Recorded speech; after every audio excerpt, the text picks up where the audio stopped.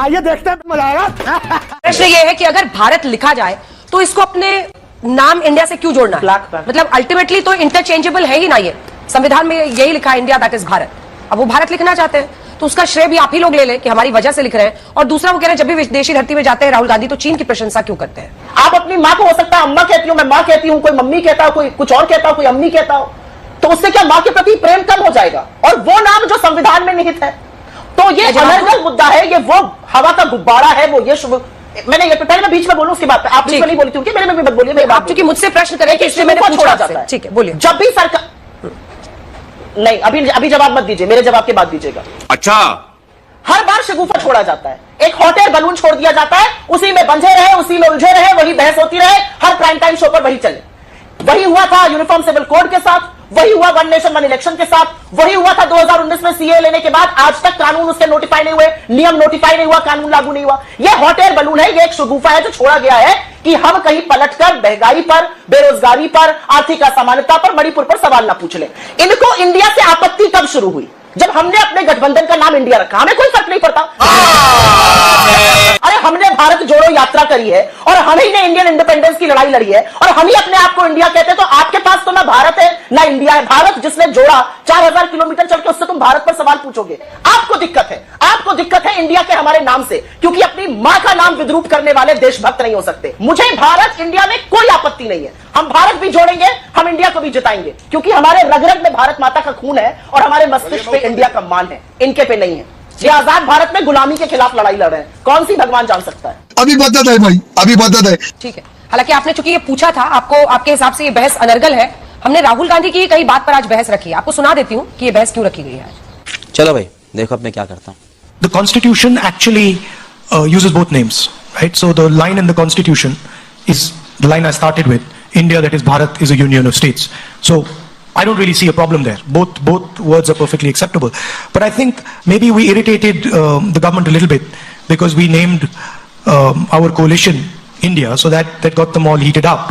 And now they've decided to change the name of the country. अब देख तू, अब तू गया बेटा, अब तू गया, देख तेरी औकात मैं दिखाता हूँ तुझे। ये हर बार जाते हैं, क्या कहते हैं?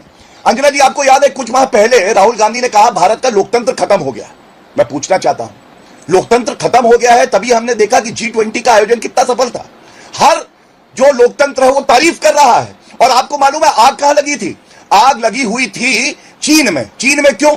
जो हमारा कॉरिडोर आएगा भारत से गल्फ कंट्री से होता हुआ यूरोप, वो चीन के मुंह पे तमाचा है। जिस चीन की तारीफ राहुल गांधी कर रहे थे, लेकिन अगर आग चीन में लगी थी तो आग कांग्रेस के दफ्तर में भी लगी थी, धुआं धुआं हो रहा था। बात तो सही है। दूसरा, पाकिस्तान घबराया था। सऊदी अरेबिया के जो प्रिंस हैं वो भारत से जिस तरह की आत्मीयता दिखा रहे हैं, जो संबंध हमारे मधुर हो रहे हैं, इससे पाकिस्तान को दिक्कत है। लेकिन दिक्कत एक और है, हमारे भारत में जो बैठे हैं गांधी परिवार के नेता और राहुल गांधी, इनको दिक्कत है। मैं पूछना चाहता हूं, आप बताइए, क्या यह सत्य नहीं है कि ये बात कर रही है हॉट एयर बलून? हाँ। अरे हॉट एयर बलून जो उड़ता नहीं है, वो केवल गांधी परिवार में एक ऐसा नेता है जिसमें हवा तो गर्म बहुत भरते हैं प्रवक्ता और सारे नेता आके, लेकिन उस गुब्बारे में छेद है, वो उड़ता नहीं है।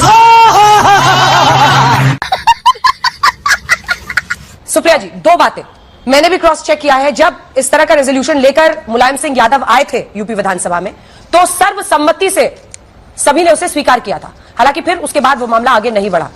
दूसरा, वो कह रहे हैं चीन को लेकर, और ब्रसल्स में राहुल गांधी ने चीन की प्रशंसा की है as the core of global manufacturing sector, क्योंकि चीन को एक गंभीर विषय बनाकर सरकार के रवैये पर आम आदमी पार्टी से लेकर कांग्रेस प्रश्न कर रही है। दोनों पर आपका जवाब।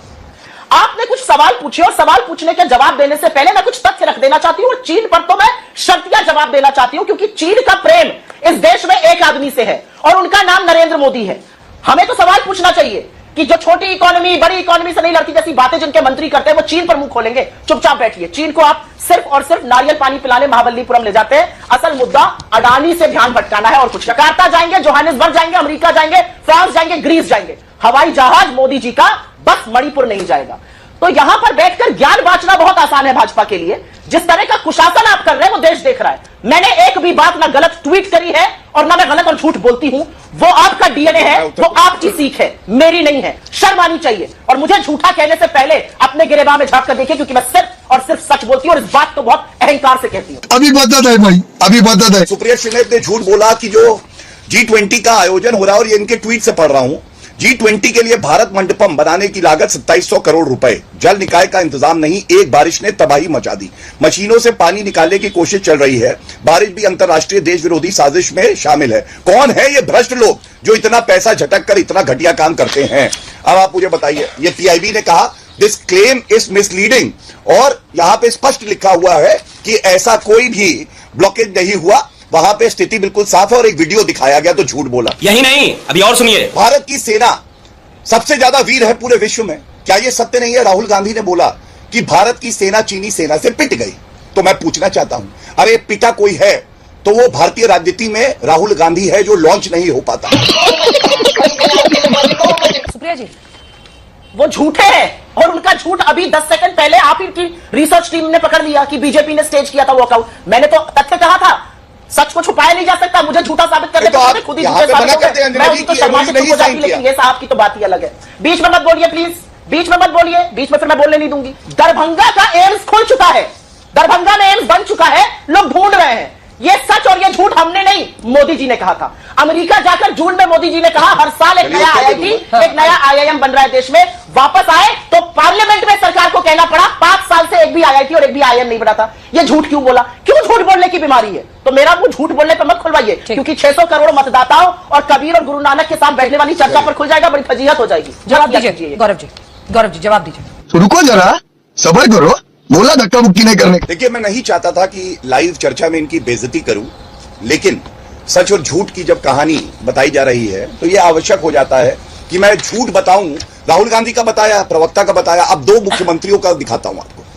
यह अशोक गहलोत ने ट्वीट करके कहा भारत सरकार ने एयरस्पेस में उदयपुर से सीकर हेलीकॉप्टर से जाने की अनुमति नहीं दी, और इसका उत्तर दिया है मिनिस्ट्री ऑफ होम ने। उन्होंने कहा कि ये जो कह रहे हैं राजस्थान के मुख्यमंत्री, ये झूठ है। जो निमंत्रण दिया गया है उसके बाद अनुमति सबको दी गई है जो मुख्यमंत्री हैं। नीचे भूपेश बघेल ने भी चाटुकारिता करते हुए सारी हदें पार कर दी, झूठ बोल दिया। फिर से देखिए, मेरे बगल में ये मेरे पास है, देखिए क्या लिखा है कि हमने अनुमति दे दी। अरे सुखविंदर सिंह सुक्खू पहुंच गए, अशोक गहलोत ज्यादा बड़े चाटुकार है। राहुल गांधी विदेशी धरती पर जाके भारत की तो आलोचना कर रहे हैं, और वो क्या लिख रहे हैं? वो लिख रहे हैं कि government of India is hiding the poor people. ये छुपा रही है गरीबी को। ये भूल गए 13.5 करोड़ जो भारतीय हैं जो गरीबी रेखा के नीचे थे, मोदी जी के कार्यकाल में वो गरीबी रेखा से ऊपर आए और उनका सशक्तिकरण हुआ। दूसरी बात, गरीबी हटाओ का नारा तो इंदिरा गांधी ने दिया था मैडम 1970 में। अगर आपने सारी गरीबी हटा देती तो फिर गरीबी हटाने की आवश्यकता नहीं पड़ती है। खत्म, bye bye, tata, good bye, गया।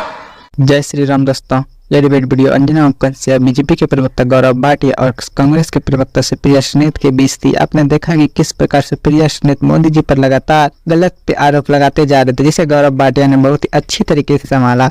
आपको पता होगा कि कांग्रेस के प्रवक्ता कुछ तो अच्छे काम करते नहीं, और अगर कोई पार्टी हमारे देश के लिए अच्छे काम कर रही है तो उनको हमेशा गिराने पर तुली रहती है। इसलिए इस कांग्रेस पार्टी को बहुत ही करप्ट पार्टी माना जाता है। हमारे चुनाव के इतिहास में, हमारे भारतीय इतिहास में कांग्रेस सबसे करप्ट पार्टी मानी जाती है, जिसे बीजेपी के अच्छे काम नहीं देखे जाते हैं। उम्मीद करता हूँ कि ये डिबेट वीडियो आपको पसंद आई होगी। अगर आप इसी प्रकार के डिबेट वीडियो को देखना चाहते हो तो हमारे चैनल को सब्सक्राइब करना ना भूलें।